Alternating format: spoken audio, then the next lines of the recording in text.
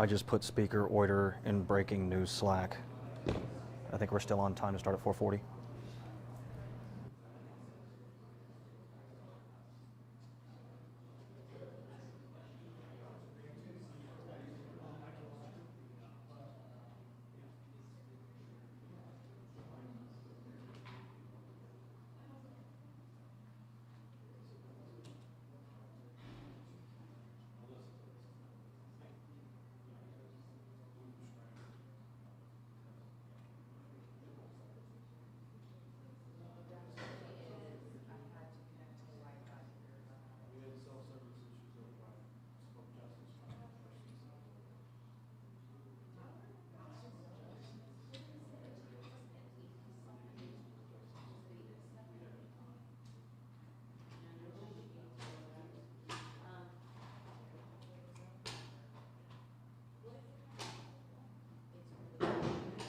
On.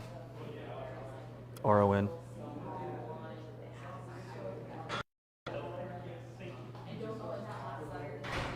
Yep.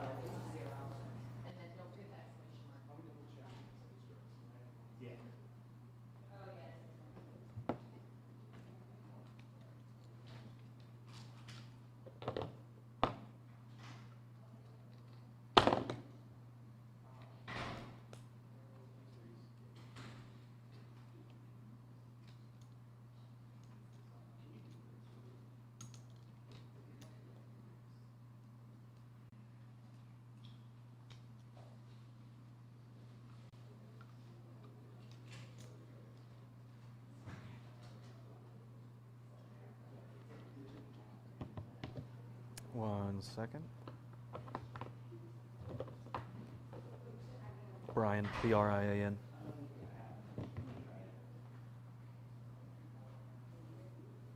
And I'm pretty sure it's Bradbury that's the PIO, Justin Bradbury.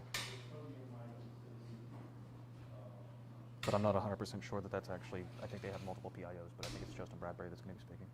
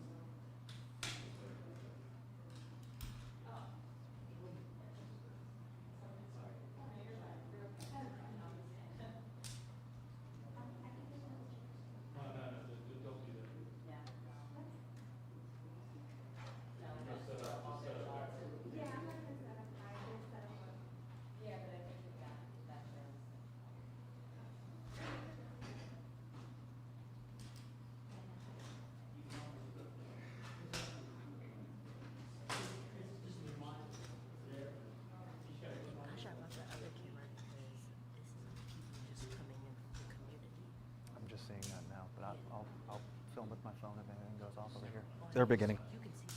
It looks like they're about to start. Well, not just yet. They're pulling up a PowerPoint.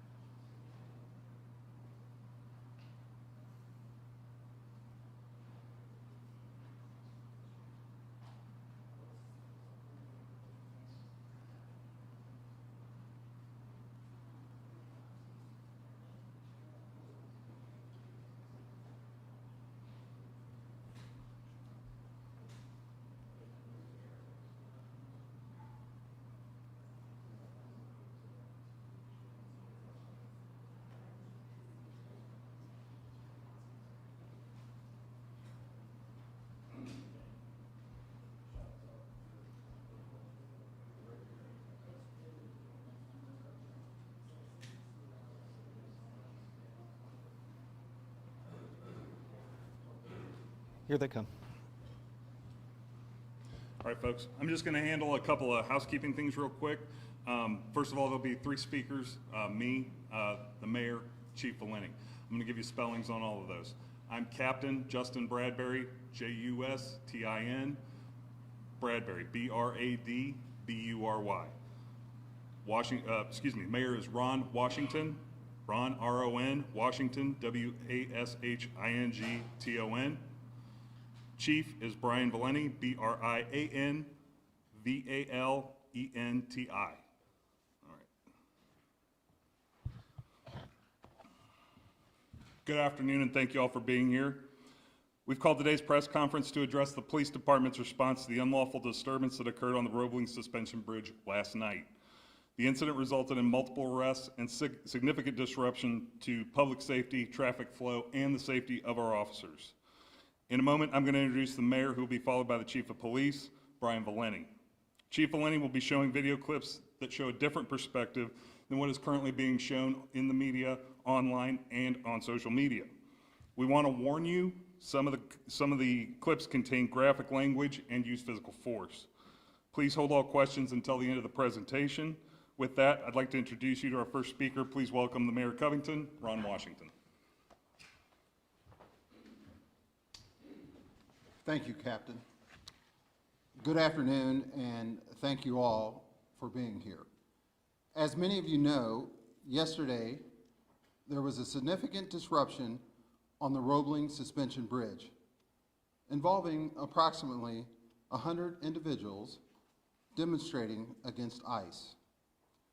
What began with just a few demonstrators blocking traffic quickly escalated into a much larger and more volatile situation that posed serious public safety concerns.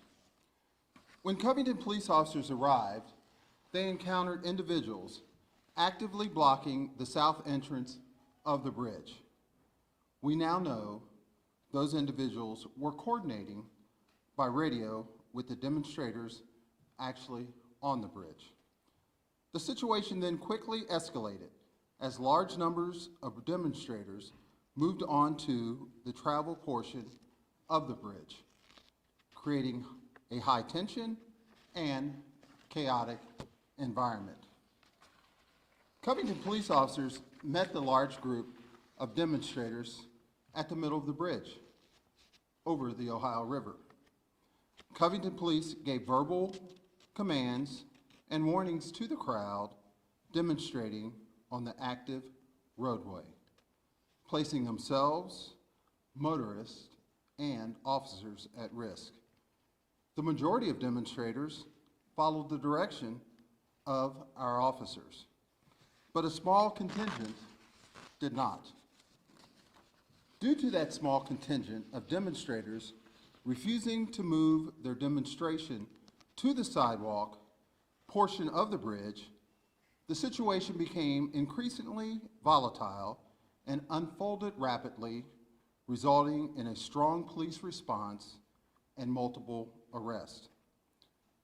Some video footage circulating online has drawn attention, particularly one clip involving an officer during an arrest. That officer has been placed on administrative duty while we conduct a full and fair investigation. Let me be clear. We fully support the right to peacefully assemble. At the same time, we support our police officers who are often placed in incredible, difficult, fast-moving situations. But any use of force must be lawful and measured. Our community is not used to seeing this level of confrontation, and I understand why many people are upset. We are committed to transparency, accountability, and maintaining trust between law enforcement and the public. In a moment, I'm going to turn it over to our police chief, Brian Valenti, who will walk you through additional video footage of the events and provide more context to CPD's response. We ask for your patience as we complete this process, and will continue to provide updates as they become available. Chief Valente?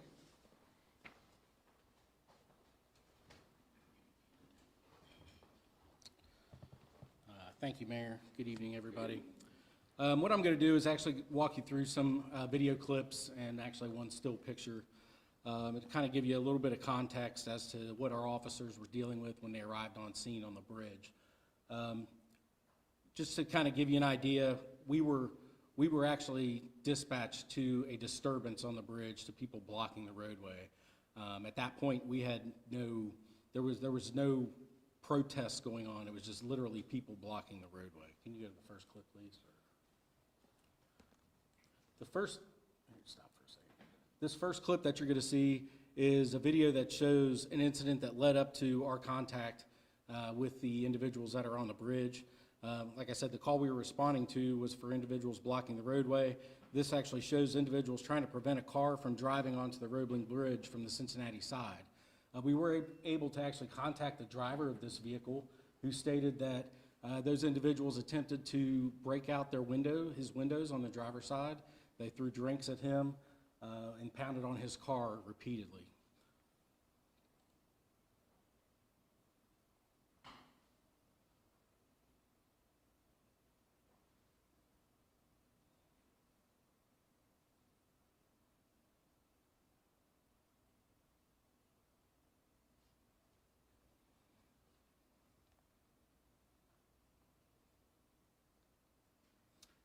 I did want to mention that this is going to be, what you're going to see is going to be a combination of videos not only from body-worn camera, but also from civilian videos that have been posted to social media, and that is a case of a social media post. The second video that you're going to see shows our initial contact with some of the individuals on the bridge. Several cyclists were blocking the bridge. You could hear the people, as an officer is walking up, there's a lady yelling at one of the officers, "Hey, I'm just trying to go home." Individuals were given several commands to get out of the road.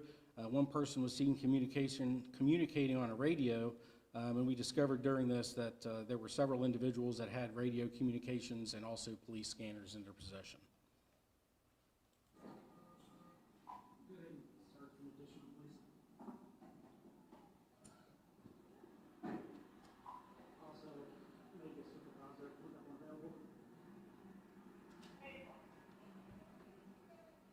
Yes, ma'am, we're gonna handle it.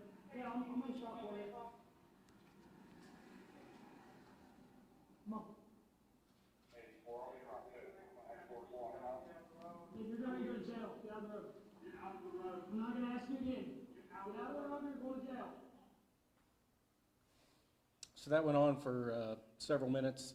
They gave several warnings. Two of those individuals were taken into custody. The other two individuals rode southbound back farther into Kentucky. They were actually already in Kentucky. So this third video that you're going to see is a video from our initial contact with the group on the bridge. You'll hear this officer giving several commands over the PA system to get off the roadway. It's going to be 8 commands, thereabouts. The individuals were advised if they refused that they would be arrested. You need to get off the bridge immediately. Get onto a sidewalk. If not, everyone is subject to arrest. Get on the sidewalk. No, get on the sidewalk. I'm not talking to anybody. Get on the sidewalk.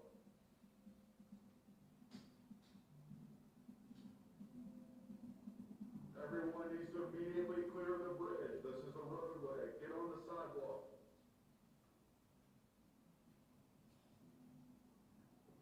Get on the sidewalk or go to jail. Now. Get on the sidewalk or go to jail.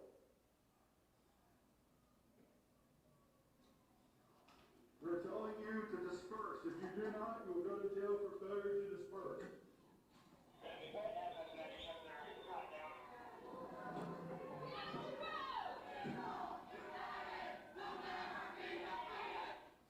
Okay, so that gives you an idea of how the crowd was blocking the roadway, and it actually goes several yards deep with people. The next video that you're going to see is an officer approaching the group, a different officer approaching the group, trying to figure out who's actually in charge. You can actually hear somebody on a loudspeaker say, "Unless you want to go to jail, get up on the sidewalk." That wasn't anybody from us. That was actually one of their organizers that was yelling that. So, some people were trying to, be respectful and make sure people got up onto the sidewalk.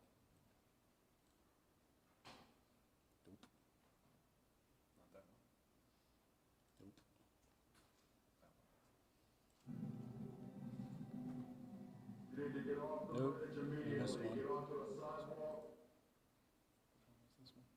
It's the one with Hobner walking up. We'll call that technical difficulties. I apologize.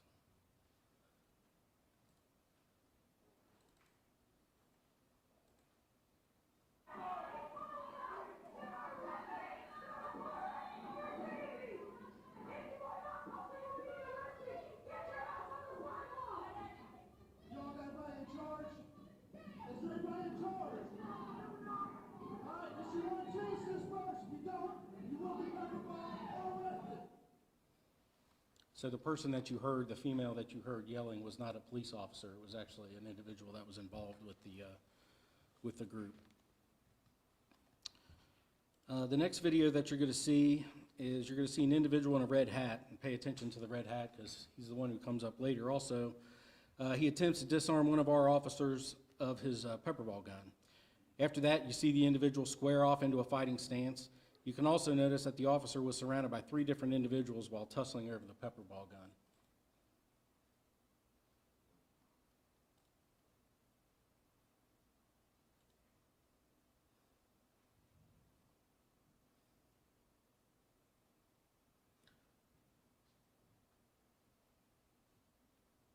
So what you saw there was he was knocking at the hopper, the top part that holds all the pepper balls.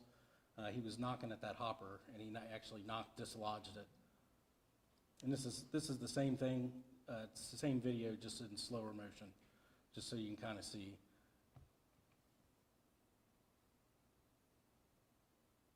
And he's grabbed it there, and he knocked it. You saw the pepper balls fall down. He had knocked the hopper off.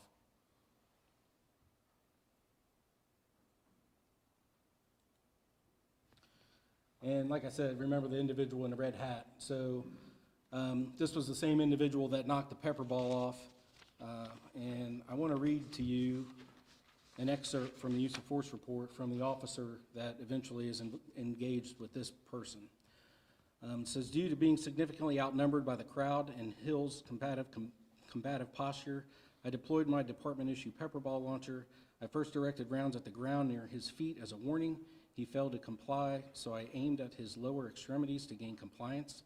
He was struck multiple times but fled on foot, exiting the roadway and moving towards the ledge of the bridge. While on the ledge, he appeared to reach toward a bag secured around his waist area. I observed his elbow move in a manner consistent with drawing or reaching for a weapon. Believing he may be attempting to retrieve a firearm, I drew my department-issue handgun as he fled along the ledge of the bridge. As I caught up to him, he grabbed the railing and refused to let go. I attempted to pull him off the ledge, but I was concerned that we could both fall into the river. At that point, I delivered several closed fist strikes to Hill's facial area with my left hand in order to gain control and prevent a potential fall. I was also able to pull him back onto the ground. He continued to physically resist, actively concealing his hands. Simultaneously, multiple individuals began to gather around me, and the situation continued to escalate. Fearing that Hill might be attempting to access a weapon and that the surrounding crowd posed a threat to my safety, I delivered additional closed fist strikes while giving repeated commands for him to place his hands behind his back. He eventually complied and placed his hands behind his back. Once compliance was gained, I ceased all strikes. Due to the rapidly evolving situation and the growing crowd presence, I did not check the fit of the handcuffs. So this is the officer's body-worn camera. Fucking rap! Get on the rap! Get on the fucking rap! Get on the fucking rap!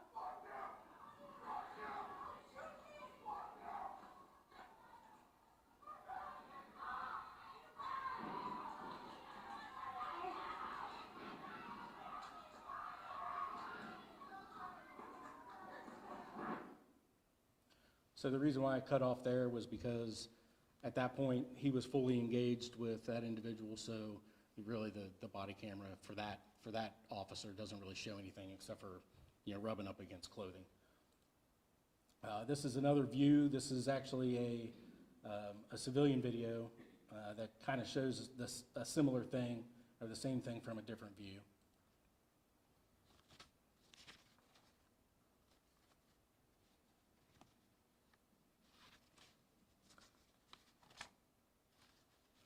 One thing I want to point out is he's holding on to the railing, so the officer can't dislodge him from the railing.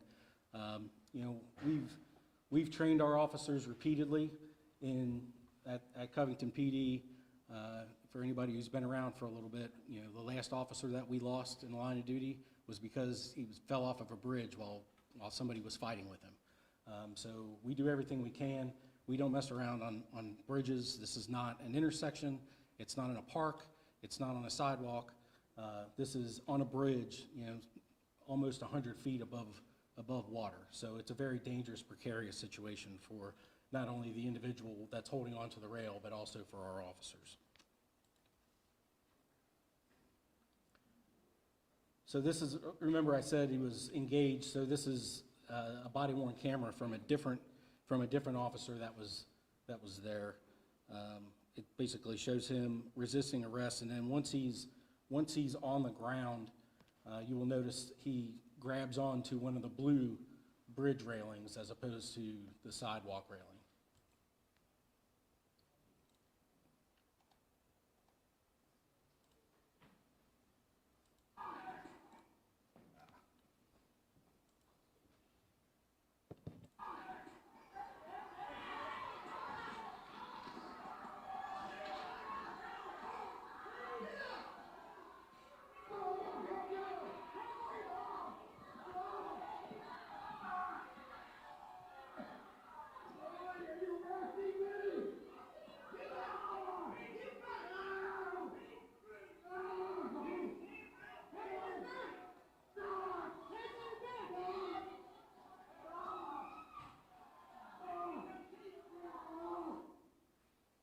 At that point, he was placed in the handcuffs.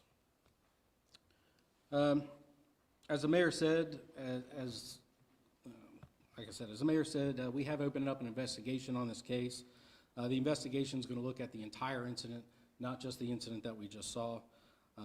All of the aspects will be evaluated, not only that officer's involvement in that, but what led up to this. There are hundreds of hours of video for this. We had pretty much all of our officers up there. In total, there were between 40 and 50 officers that responded to this. So we have a lot of video to pour through, and that is going to take some time. But as we stated, the one officer has been placed on administrative duty due to just our initial findings. That's all I've got for right now, but I will open it up to questions. Go ahead, sir. Chief, a couple of questions here. First, is the officer that was placed on administrative leave the one that was punching Mr. Hill? Yes, sir. Okay. And then the second one there, it seemed like there was about a minute of that body camera where they were announcing over the loudspeakers to disperse. In the videos that we'd seen, a live stream from WVXU's Nick Swartzell, it seemed to be only about 15, 20 seconds after officers got out of their car that they began detaining people. Do you think that's a reasonable amount of time to allow people to disperse from the bridge before becoming physical?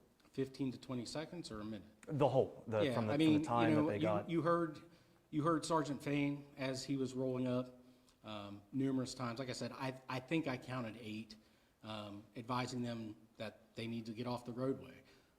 This isn't an incident where, like I said, we weren't on a sidewalk, we weren't in a park, we were on a traveled portion of the roadway. They were obviously attempting to stop vehicles from going across that roadway. It's hard to say exactly how much time is reasonable, but there were individuals that were there that they got up on the sidewalk. But there were others that did not. Not only did they have the initial warnings through the PA system, but you also had another supervisor that walked up and advised them who's in charge? Everybody kind of just got stared at. So we were trying to find out who was in charge to, disengage, just disengage the whole thing, but, that didn't work out. And were your officers aware of the incident involving the Jeep when you all had arrived on scene? We were advised that they were stopping vehicles from going on the roadway. We didn't know the extent of it at that point. We didn't know any of this up until we were told that somebody was blocking the bridge. We didn't know there was any sort of protest, demonstration, or anything. So that was, our first engagement with this was just when we were advised that there was a disorderly group on the bridge. Ma'am? Did you guys ever make contact with someone in charge? No, ma'am. How long, the officer was placed on administrative leave, how long has he been on duty for? I don't know exactly how long he's been on duty for. He's been here several years. I would have to take a wild guess at that. As far as how long he'll be on administrative duty, that'll be determined by how long the IA investigation goes on for.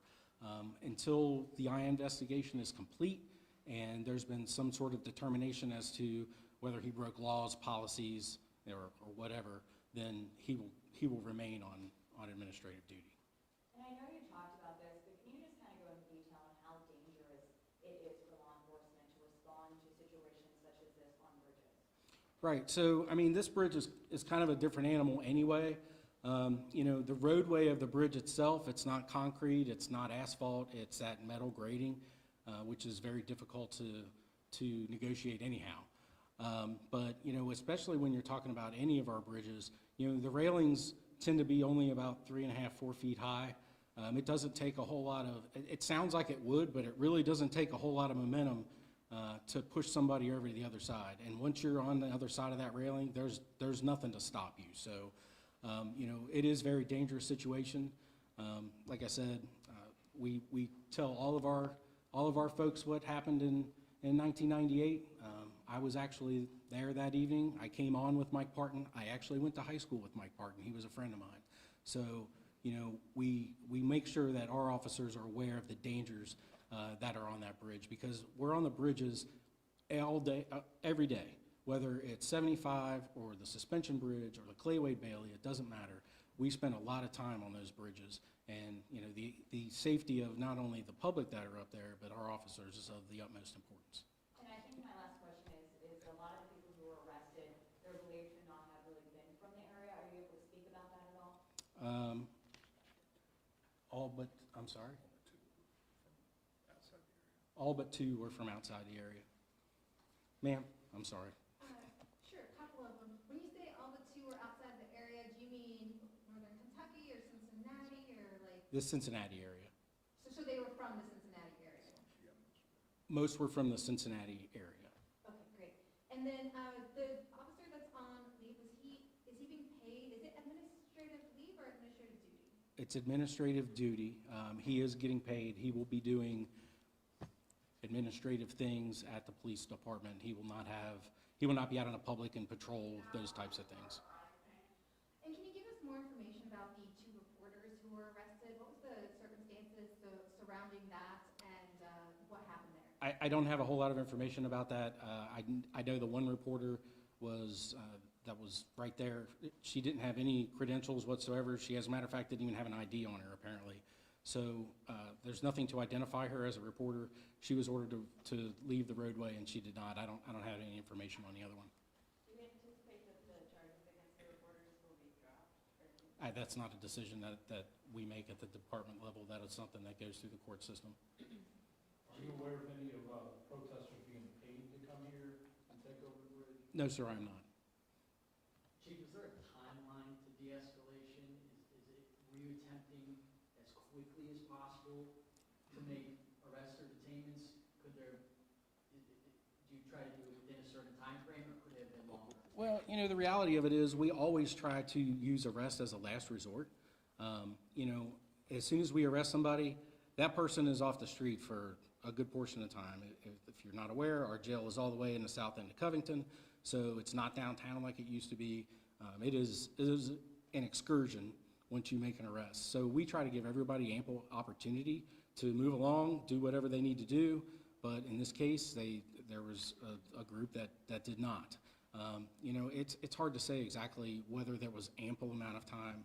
I don't know exactly what, ample amount to me and you might be two different things. And for the officer who was seen hitting a protester who was on administrative duty, is that an appropriate arrest technique in that situation? So, like I said, we've opened an investigation on that.